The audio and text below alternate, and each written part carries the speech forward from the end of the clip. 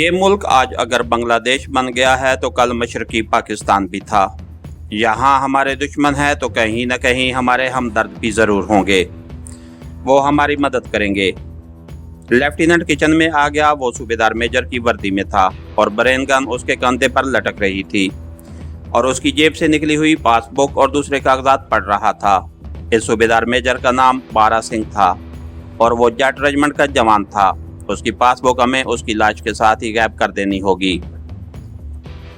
सिख फौजी की जेब से कुछ भारतीय करेंसी निकली। एक गोरमुखी में लिखा हुआ खत भी था जिस पर लुधियाना के किसी गांव का पता लिखा हुआ था। लुधियाना अंग्रेजी में लिखा था, बाकी सारा पता गोरमुखी में था। हमने सिख फौजी की लाश, उसका खत, उसके पासबुक और अल्ताफ अकबर की वर्दी को भी तख्ता उठाकर बेडरूम के उस तहखाने में फेंक दिया जहां पहले से 3 लाशें अब बू देने लगी थीं। पासबुक को इसलिए लाश के साथ तहखाने में फेंक दिया कि उस पर सिख सूबेदार मेजर की तस्वीर लगी थी। हमारा प्रोग्राम ये बना कि शाम का अंधेरा होते ही जीप लेकर निकल पड़े और शुमाल की तरफ किसी मकाम से बॉर्डर क्रॉस करके नेपाल में दाखिल होने की कोशिश की जाए। ये प्रोग्राम बनाना बड़ा आसान था, लेकिन हमें मालूम था कि इस जानलेवा सफ़र पर कदम कदम पर मौत मुँह फाड़े खड़ी थी। अब सबसे बड़ा मसला शहनाज का था। उसे हमने अकेले नहीं छोड़ सकते थे। हम हरगिज़ ये गवारा नहीं कर सकते थे कि एक शरीफ पाकिस्तानी खातून को मुक्ति बाहिनी वाले अगवा करके ले जाएं। काफ़ी सोच और विचार के बाद आखिर हमने आपस में यही तय किया कि शहनाज को मर्दाना लिबास पहनाकर सिविलियन बंगाली नौकर के भेस में साथ रख लिया जाए। मैंने उसी वक्त जीप निकाली और शहर के एक पुराने बाज़ार में आ गया जहां सेकंड हैंड कपड़े वगैरह मिलते थे। बंगाली इंडियन जीप देखकर इकट्ठे हो गए थे और जय बंगला के नारे लगाने लगे।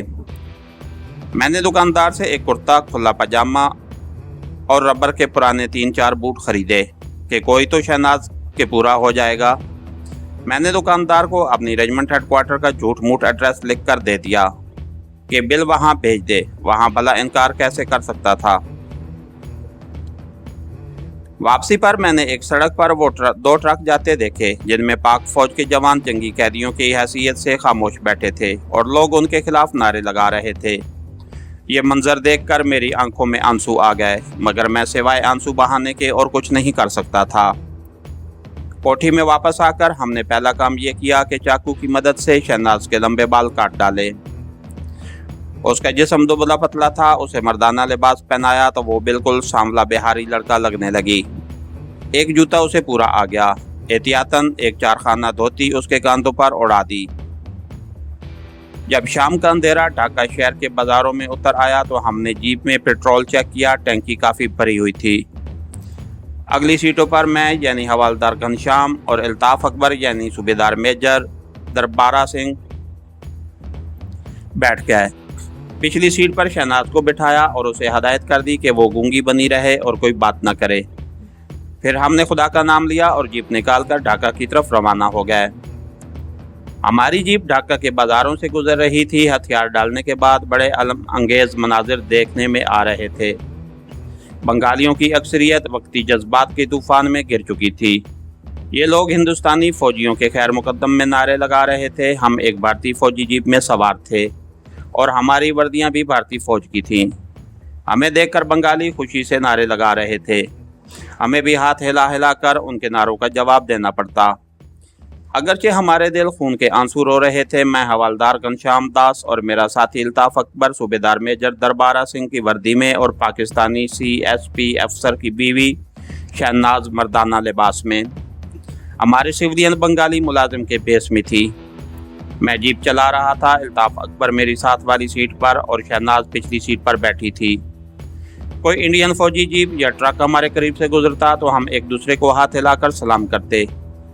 हम कर्मी टोला के इलाके से गुजरे तो हमें बंगालियों ने घेर लिया और हमें फूलों के हार पहनाए और मिठाई के 2 लिफाफे दिए। वो चीख चीख कर इंडियन फौज और बांग्लादेश जिंदाबाद के नारे लगा रहे थे। शहनाज पिछली सीट पर दुबकी बैठी थी। उसका रंग जर्द हो रहा था। मैंने उसे घूर कर देखा और उसके जहन में ये बात डालने की कोशिश की कि वो भी अपने आप को खुश जाहिर करे। बड़ी मुश्किल से हमने जीप को भीड़ में से निकाला और कमलापुर की तरफ से होते हुए चट्टागांग की तरफ जाने वाली बड़ी सड़क पर आ गए। एक जगह सड़क के किनारे दरख्तों में जीप खड़ी करके हमने मिठाई खाई क्योंकि हमें भूख लग रही थी।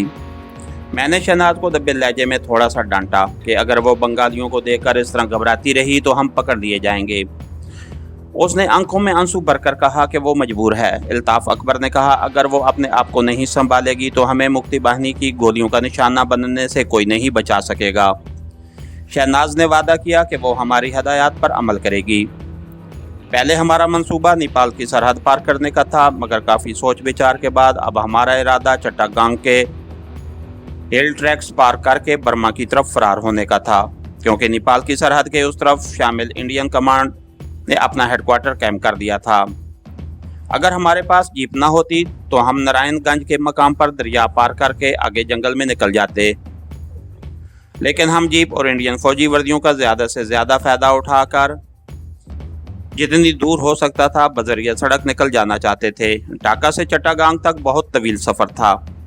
जीप पर यह सफ़र ख़तरनाक भी था। मैं इस सड़क पर अपनी एयर कंडीशन कार में रंगपुर तक सफ़र कर चुका था। ये एक रात और एक दिन का सफ़र था।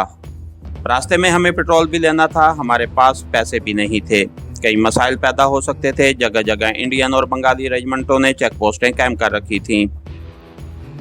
तफसीली पूछगछ और कागजात की पड़ताल के वक्त हम पकड़े भी जा सकते थे।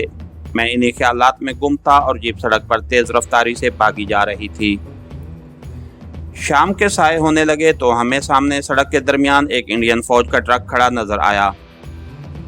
उसके आगे एक भारतीय फौजी खड़ा बाजू हिला हिलाकर हमें रुकने का इशारा कर रहा था।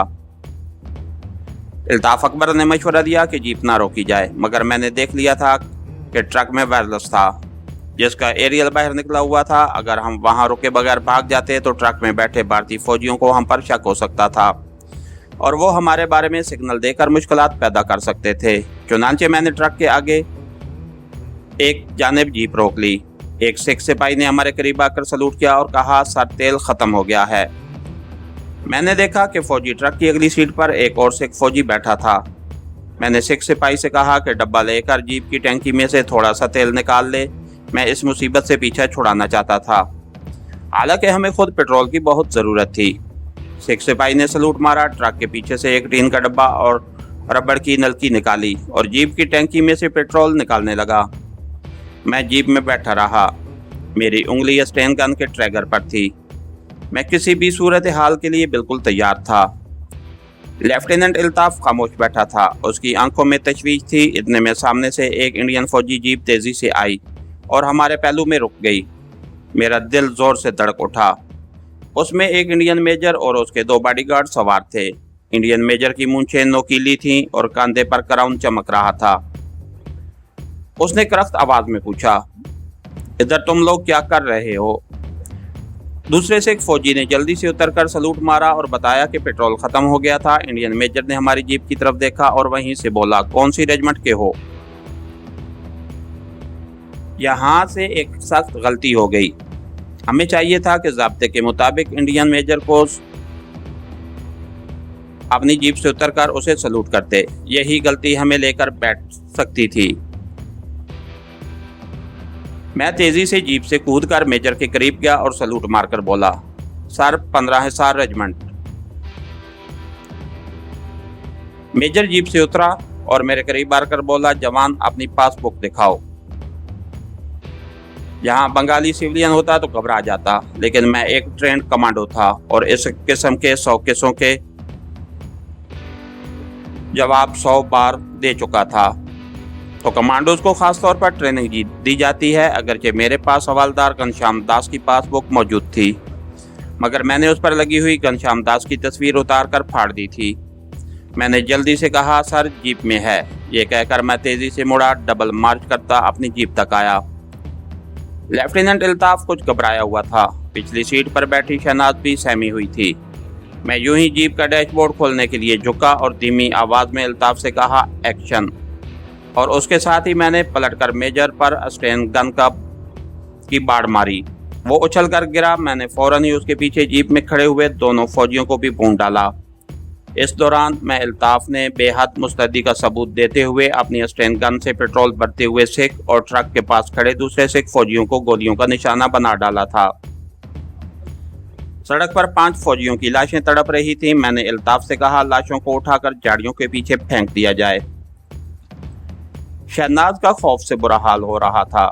हमने जल्दी जल्दी 5 लाशें सड़क से घसीटकर घनी झाड़ियों में फेंक दी। फिर ट्रक और जीप को धक्का लगाकर सड़क की दूसरी जानिब दरख्तों की तरफ लड़का दिया। फौजियों, ट्रक और जीप की तलाशी लेने पर हमें इंडियन करेंसी में कोई 500-600 रुपए की रकम, 2 भरे हुए रिवाल्वर और स्टेन गन का एमुनिशन मिला। ये एमुनिशन हमने अपनी जेब में रखा और तेजी से आगे रवाना हो गए। अल्ताफ ने सांस दुरुस्त करते हुए कहा, तुम मुझे कमांडो लगते हो। ये एक कमांडो एक्शन ही था। मैंने जवाब में सिर्फ इतना कहा कि कॉलेज के ज़माने में कमांडो ट्रेनिंग ली थी। जीप सड़क पर से कहीं निकल आई थी। सड़क पर दोनों जानिब बुलंद और घने दरख्त थे। उन दरख्तों के साए शाम के बढ़ते फैलते चटपटे में गुम हो रहे थे। रास्ते में एक छोटा सा गांव आया। अब रात हो गई थी। वहां एक बंगाली रेस्तोरां के बाहर कुछ बंगाली बैठे चाय पी रहे थे। मैंने जीप एक तरफ खड़ी कर दी। बंगाली दुकानदार और ग्राहकों ने इंडियन फौजियों को देखकर जय बंगला के नारे बुलंद किए। मैंने मुस्कुराते हुए हाथ हिलाकर उनके नारों का जवाब दिया और खाना तलब किया। वहां से हमें चावल और एली हुई मछली मिल गई। उबली हुई मछली मिल गई। मैंने पैसे देने चाहे मगर बंगाली दुकानदार ने पैसे लेने से इनकार कर दिया। हमने जीप में बैठकर खाना खाया। एक बंगाली मुलाजिम पानी लेकर आया। मैंने घूर कर शहनाज को देखा। फिर बंगला ज़बान में शहनाज से कोई सवाल किया क्योंकि शहनाज का हुलिया किसी बंगाली लड़के का था। शहनाज ने आगे से गूंगों की तरह गूंगा की। मैंने बंगाली लड़के से कहा, ये बंगाली गूंगा है। बंगाली मुलाजिम हंसने लगा और आगे से वो भी गूंगों की गोल उतारते हुए गूंगा करने लगा। खाना खाने के बाद हमने बर्तन बंगाली मुलाजिम के हवाले किए। उसे 2 रुपए बख्शिश दी और जीप स्टार्ट करके वहां से आगे निकल गए। जूं रात गहरी हो रही थी, सफ़र दुश्वार होने लगा था। एक तो सड़क पर रोशनी नहीं थी, दूसरे नींद का गलबा होने लगा था। शहनाज पिछली सीट पर सो गई थी। अल्ताफ भी ऊँग रहा था। कभी कभी जीप चलाते हुए मुझे भी ऊँग आ जाती। ये बड़ी खतरनाक बात थी और जीप बेकाबू होकर किसी खड्ड में गिर सकती थी। चुनांचे मैंने यही मुनासिब समझा कि किसी महफूज मकाम पर जीप रोककर बाकी रात आराम किया जाए। एक जगह बड़ी सड़क से एक छोटी कच्ची सड़क खेतों और दरख्तों की जानिब निकलती थी। मैंने जीप को उस सड़क पर डाल दिया। ये ऊंची नीची कच्ची सड़क थी और छकड़ों वगैरह के लिए बनाई गई थी। कुछ फासले पर सड़क से हटकर एक जगह रोशनी दिखाई दी। अल्ताफ ने उस तरफ इशारा करके कहा, कोई गांव लगता है, हमें उस तरफ नहीं जाना चाहिए। मैंने उसकी राय से इत्तेफाक करते हुए कच्ची सड़क से जीप को उतारा और एक जगह हम आम के घने दरख्त के नीचे खड़ी कर दी। जमीन पर सांप बिच्छू का डर था, इसलिए जीप में ही सोने का फैसला किया गया। मैंने अल्ताफ से कहा कि आधी रात तक वो सो जाए, मैं पहरा देता हूँ। उसके बाद मैं आराम करूँगा तो वो पहरा दे। चुनांचे अल्ताफ जीप की अगली दोनों सीटों पर टांगे फैलाकर लेट गया। मैं स्टेन गन लिए पहरा देने लगा। थोड़ी ही देर बाद उस नौजवान पाकिस्तानी लेफ्टिनेंट के खराटों की आवाज़ आने लगी। मैं सोचने लगा, खुदा जाने पंजाब में मुकीम इस नौजवान के माँ बाप के दिल पर क्या गुजर रही होगी। वो अपने बेटे की ज़िंदगी के लिए किस खजू व खशू से दुआएं मांग रहे होंगे। ऐसे सैकड़ों नौजवान थे जिनकी ज़िंदगियों के लिए पाकिस्तान में दुआएं मांगी जा रही थीं। किसी को उनके मुस्तकबिल, उनकी ज़िंदगियों के बारे में इल्म नहीं था। आसमान पर सितारे टमटमा रहे थे। शहनाज पिछली सीट पर गहरी नींद सो रही थी। बदकिस्मत दुल्हन मशरकी पाकिस्तान के खूनी इनकलाब के सैलाब में अपने शौहर की मौत के बाद तिनके की तरह बह रही थी। मैं सोचने लगा, उसकी वजह से हम भी मुश्किल में फंस सकते हैं। अगरचे वो मर्दाना लिबास में थी मगर ये बड़ा नाकाबिले एतबार हुलिया था। वो पहचानी जा सकती थी। हम उसे अपने से अलग भी नहीं कर सकते थे। मैं उसे अपने साथ ही बर्मा की सरहद पार कराना चाहता था। मैं उस तरफ देखने लगा जिधर रोशनी हो रही थी। ये किसी लालटेन की रोशनी थी। अंधेरे में मुझे 2-3 झोंपड़ियों के धब्बे से नजर आ रहे थे। ये कोई गांव नहीं था। 2-3 झोंपड़ियां थीं जहां बंगाली किसान रहते थे। मुझे नींद आ रही थी मगर मैं ड्यूटी पर था। मैंने घड़ी देखी, रात के 12:15 बज रहे थे। हम चारों तरफ से दुश्मन के घेरे में थे। पाक फौज हथियार डाल चुकी थी। जाहिर है वो भारतीय फौजियों की क़याद में थी। मुख्ती बाहिनी ने इंडियन फौज के साथ मिलकर हर तरफ कत्लो-गारत गरी का बाजार गर्म कर रखा था। हम इंडियन वर्दियों में ज़रूर थे, मगर हमारा भांडा किसी भी वक्त फूट सकता था। आसपास झाड़ियों में झींगर बोल रहे थे। नींद पर गलबा पाने के लिए चल फिर कर पहरा देने लगा। रात अगरचे खनक थी, मगर हब्स हो गया था। मेरा दिल नहीं चाहता था कि अल्ताफ को गहरी नींद से जगाऊं, मगर मेरा आराम करना भी ज़रूरी था। मैंने 2 बजे उसे जगा दिया। वो हड़बड़ाकर उठ बैठा। उसके मुंह से निकल गया, माँ जी, अम्मा जी। वो ख्वाब में शायद अपनी माँ से बातें कर रहा था। मुझे सामने देखकर उसने कलमा शरीफ पढ़कर मुंह पर दोनों हाथ फेरे और बोला, ख्वाब में अम्मा जी मेरे सर पर प्यार कर रही थी। मेरी आंखों में आंसू आ गए, मगर मैं इन आंसुओं को पी गया। अल्ताफ अकबर मेरी जगह पहरा देने लगा और मैं जीप की अगली सीटों पर लेट गया। फौरन ही नींद ने मुझे अपनी आगोश में ले लिया। मेरी आंख उस वक्त खुली जब अल्ताफ मेरे कांधे को आहिस्ता आहिस्ता हिलाते हुए कह रहा था, आमिर भाई उठो, दिन निकलने वाला है। इसके साथ ही हमारी आज के एपिसोड का इख्तिताम हुआ। कहानीकार चैनल को लाइक कीजिए, सब्सक्राइब कीजिए और बेल आइकन को प्रेस कर दीजिए ताकि हर आने वाली नई वीडियो आप तक बर वक्त पहुँच सके। शुक्रिया।